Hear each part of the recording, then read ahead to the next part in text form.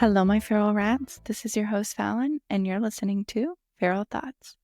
Join me as I unleash my inner chaos into a podcast dedicated to all the thoughts you're too afraid to say out loud.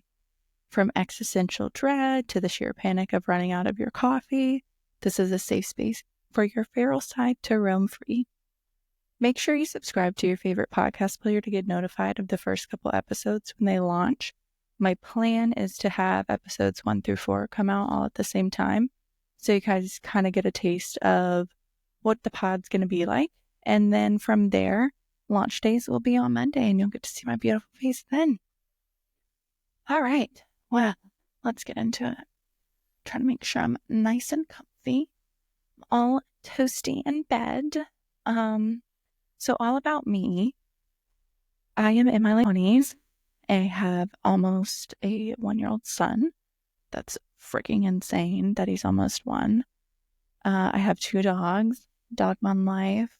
Don't kill me, those people who don't like when dog moms call themselves dog moms. Anyways, married, coming up on my 3-year wedding anniversary. Currently living in Florida. And then I was born and raised in Florida pretty much, other than a short little stint in Mississippi. So that's a little bit of my basic info, but what made me want to start the pod? So probably like around COVID times, or maybe even before COVID times, I started a private Snap story called like Feral Thoughts, where I would just put in like stupid stuff like my rants of the day. And like when I was pregnant, I put like a lot of rants in there and stuff like that about like things that were making me mad, or just things, you know, that I wanted to kind of let out there and feel like I had a safe space for. And, you know, I just feel like this is something I've always told my closest friends, like, I want to do a podcast. Like, I feel like I could really do that. I could be successful. It could be something that hopefully takes off. But, you know, I just couldn't push myself. But then, you know, the more I thought about it, I'm like, literally all me and my friends do is send like voice messages back and forth to each other, like yapping and complaining and ranting about life. So like, how come I can't just turn that into a pod, you know? And then kind of my final push was my hairstylist and good friend was like, you're literally made to have a podcast or like be on TikTok or do something like that. And I was like, you know what?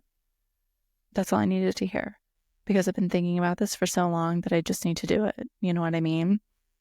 So here we are. I think another thing though was just like the secondhand embarrassment of launching a pod, like promoting myself, like not necessarily like all the stuff that it takes, because I'm super type A, so I'm not really worried about that. But like putting myself out there, not really worried about what people think of me either. I mean, of course, everybody says that, but I genuinely don't really care. But just, you know, not having the confidence at the time to put myself out there and, you know, be okay if it flops or not. You know what I mean? So now I'm good. And I've been getting, you know, hype from my little circle, and I'm hyping myself up. So Feral Thoughts, it's going to soar. So that's kind of why I started this. So moving into a little bit more about me and kind of where I'm at now in my life. So obviously, like I said, I'm about to have a 1-year-old. So I feel like I'm finally coming out of my postpartum blues. I don't really think I ever had like full-blown like postpartum depression or like postpartum anxiety, thankfully. I mean, like life was rough, but like you have a kid, so I think life is rough regardless, you know? But he will be my last child, like 90% positive. Everybody thinks that they can convince me otherwise, but I don't know. I feel like I am going to do so good at dedicating my time to him that I don't need another one. So I have an IUD. She will last for 8 years. I don't want to hear anybody who has like complications with their IUD and it not lasting that long or whatever. Keep the comments to yourself, because I like to live in Delulu land, where if the IUD says it's going to last 8 years, it's going to last 8 years. So that's where we're at. And then from there, who knows what I'll do. And, coming out of postpartum blues, I'm like back on my meds because obviously like when I was trying to get pregnant, couldn't be on some of the medication that I'm on. And then just like after obviously like giving birth and everything, I mean, they say, you need to put yourself first as a priority, but do you really? No. So I'm just starting to make myself a priority. So a little pat on the back for that. But and I'm back at the gym. I'm back specifically at Hotworks, not a paid ad.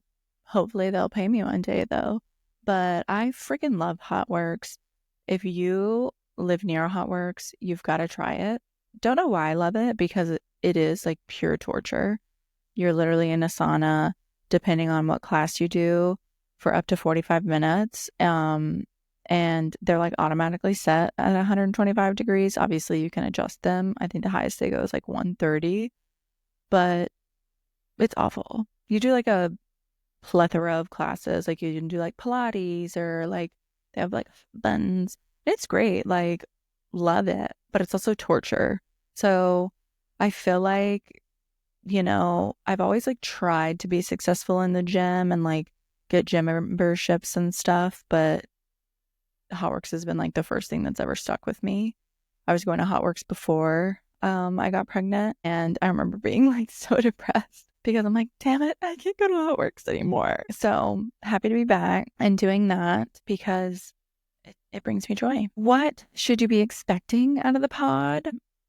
You're probably like, what in the world have I got myself into? This girl I was talking about, like, what? Welcome to my chaos. Honestly, this is going to be my attempt to make sense of the world and let it out, talk about my failures because everybody fails, Definitely going to hear about my overthinking, awkward anecdotes, oversharing for sure. Like, not even a question. Definitely going to overshare. As far as like talking about specific topics, I think there will definitely be things each episode I will want to talk about, but I don't really think there's going to be a specific path, But of course, we'll talk about all my lore and trauma. There's a lot, so it'll take us a while to get into it. You'll definitely enjoy learning why I am the way I am. You'll have some of my besties coming on the pod, which is like so crazy that I've been able to convince some of them to do this kind of like with me, because we do not always have the most appropriate conversations. And we've always all been like, oh no, we can't do like a podcast. We'll definitely get canceled. Like cancel culture will come for us because we just say really out of pocket shit. So fingers crossed we can be on our best behavior. If not, I'm going to get really good at the bleep feature. But yeah, I'm really excited. In the next couple episodes, you'll get to meet two of my good friends as well. And then just from there, having more of them on.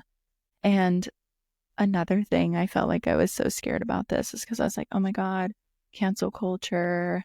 And then like I'm a professional, like I have a full-time job. Like I don't want to be fired for like saying things on my podcast. Like there's so much to worry about. But I just started to think about it and I was like, you know what? Like there's professional me and then there's like real me. Not the professional me isn't real me, but there's work you and not work you. Like there's mom, like I feel like there's so many different versions of who you can be as a person. That's probably my inner Gemini trying to like make an excuse for why it's okay to have all these different personalities.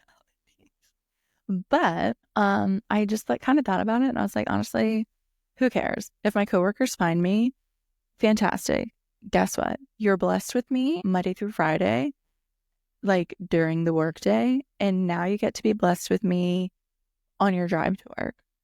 Like what more could you ask for? So one thing I definitely wanted to talk about today was like different stages in life, because I was talking about this with one of my friends the other week about how like who I am now is literally nowhere near who I was like, 5, 6, 7, 8, 9, all the way up to 10 years ago. Clearly, everybody's supposed to have growth and development. So good. But like, I think I have done like a full 360. So I feel like if you knew me in like middle school, high school, even then like the beginning years of college, like, "Oop, see, we're learning. We're not going to do that again." Then you don't know me. I feel like if you've met me or been around me from like 2021, maybe 2020 on, that would be like the closest to me now. But obviously, still evolving and becoming who I'm like meant to be. Frontal lobe developed, we love that. But I just get so uncomfortable when people like y'all see them out and they're like from high school or just, my past life. They're like, "Oh my God, remember when?" And I'm like, "No." But obviously, I'm not saying no. I'm just like, "Yeah, sure." But like I just don't even remember old me because those like that was just like times of trauma.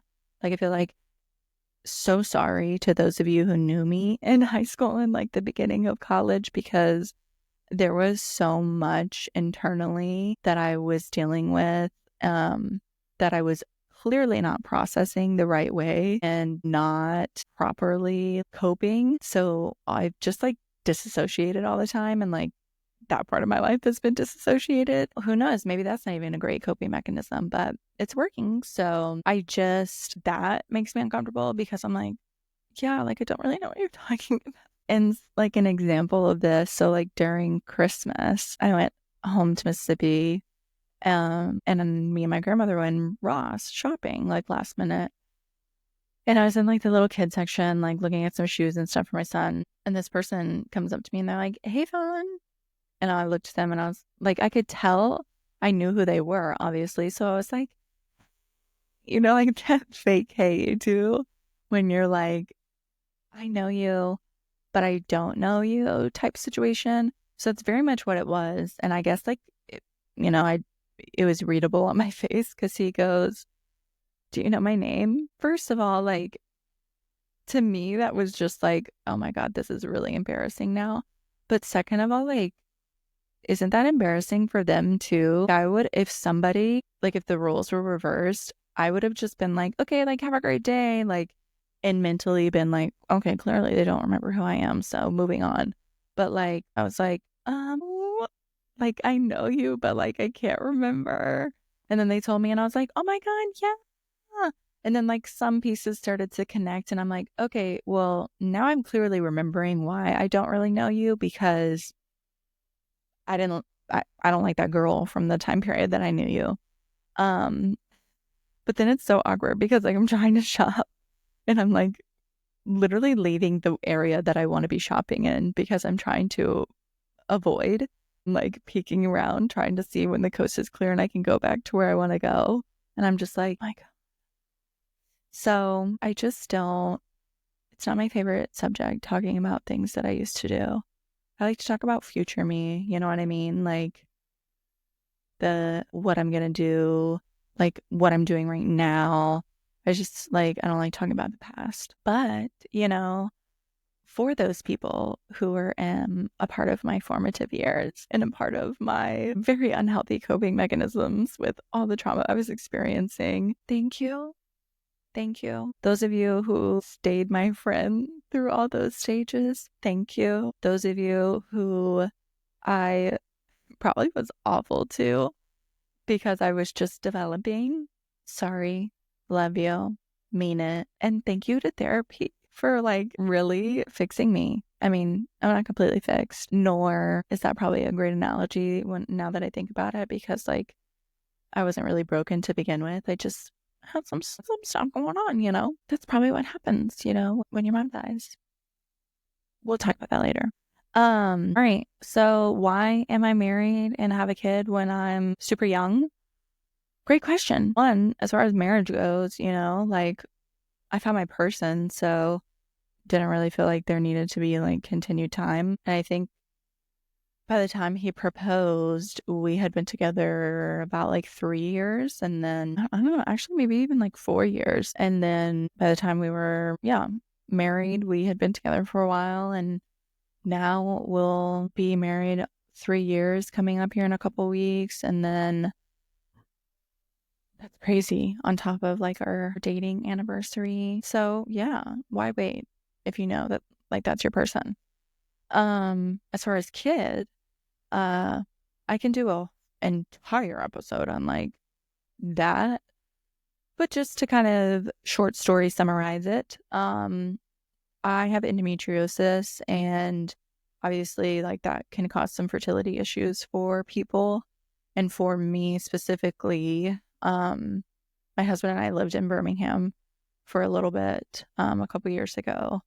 Um, Actually, this will be like our second year back in Pensacola, so about 2 years ago. And so I took advantage of UAB, wonderful facility, great doctors, because I have endometriosis. And like, I just wanted to figure out like, where are we at? Like, what stage am I at? What's next? Like, what are the possibilities for me having a kid? Like, how hard is it going to be? So they did a laparoscopic surgery, and that's, they can basically like, they can ablate some things and, scrape some things, but like essentially they're just kind of looking to see like how progressed it is and if it's on your tubes or ovaries or anything. Because if it's like moved to them, then there's essentially nothing they can do, because they won't touch them, because they could do further damage.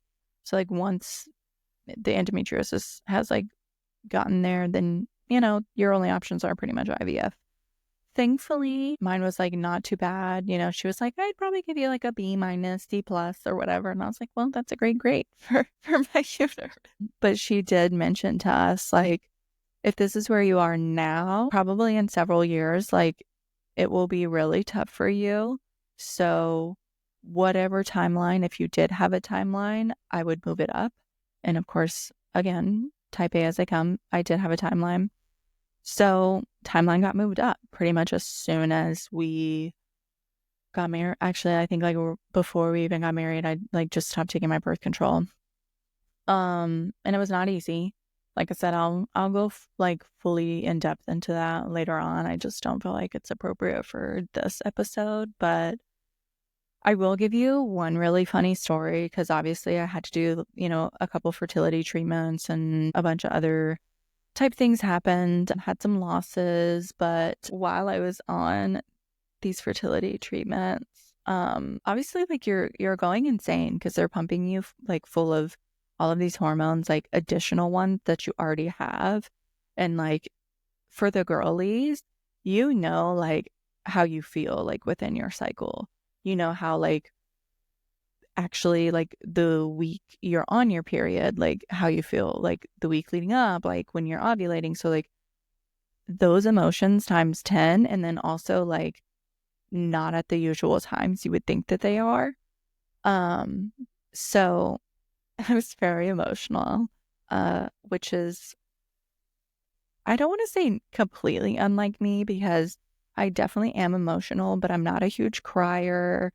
Like, I'm more on like the rage side of emotion, and like the perseverating side of emotion, to the like, I have to literally like watch shows that make me cry and read books that make me cry so that I can get that part out. So that was different for me. So Matthew and I had went to this like really nice restaurant one night, and like I had gotten this like bolognese or whatever, and it was phenomenal. But if you know me, I eat like a bird, even like fertility treatment wise, and even when I was pregnant, I felt like I ate like a bird, but just like snack wise, whatever. I digress. Back to the topic at hand.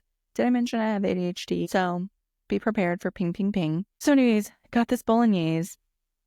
Amazing. Obviously, I don't finish my meals. There's a to-go box that comes home with me pretty much anytime we go somewhere, unless Matthew eats it for me while we're there. He's my little garbage can. But brought it home, and second thing to know about me, probably not the second, billionth thing to know about me, is I'm not a huge leftover girly. I don't really like eating them. I feel like, I don't know, by the time I want that food again, the leftovers are like spoiled. Like, you shouldn't eat them anymore. So I'm like, okay. So he took the bolognese the next day for work. And then I'm getting up, getting ready for work, and like trying to pack my lunch. And I see that the bolognese is not there. And when I tell you I lost my mind, I lost my freaking mind. I like started crying and sobbing, and I called Matthew and I was like, you took the bolognese. Like, how dare you take the bolognese? Like, I needed that. Like, you know, I was probably like throwing some F bombs in there too, because let's be real, like, it's me. And then I hung up on him. And then I started even sobbing more because I was so freaking embarrassed that I just called my husband and like chewed his ass out for taking bolognese. Like, are we serious? Because in his mind, he was probably like, she never freaking eats leftovers. Like, let me just take this. So then he, of course, calls me back. He's like, I can bring it to your work. Like, I don't have to eat it. And I'm like, no, don't do that. And I think I would hang up on him again or whatever. And I'm like, I have to get ready. And so, like, I finished getting ready for work, whatever. So I'm on the way to work, and I finally call him back, and I'm like, okay, I'm good now. I'm okay. I've calmed down. So I think about that all the time, and I'm like, my God. So shout out to the girlies who are currently going through fertility treatments, because shit is rough. It's rough. So that's really all I have for you today. Just kind of wanted to give a quick little intro, talk about me, some of my lore. Obviously, we'll definitely get more into it. I'm just really excited for this journey. I'm excited that I've pushed myself and that everybody else is pushing me. Like, it's not just like I was like, oh yeah, I'm going to do this. And everyone was like, okay. Like, no, everybody's like following up. They're like, okay, so what's up? So happy about that. I'm just excited to kind of form like a group of listeners and have my little rats. You guys are going to be my little ratty, and grow and develop my frontal lobe a little bit more with you guys. You guys get to, you know, continue to see the new versions of me as they come out. So thank you so much for listening to Feral Thoughts. I really enjoyed getting to chat today and share about myself. Can't wait to bring you some more content. Be sure to connect on all of my socials. Currently, we've got Insta and YouTube. Both of those are at Feral Thoughts Pod. Be sure to follow, and that'll help you stay in the loop of what's to come and any other content and things like that. Also, if you're loving it so far, please subscribe and follow and review, leave a comment. Let me know kind of what you want to see from here. If there's specific topics you would like to hear me talk about, I would really love that. So until next time, my rats.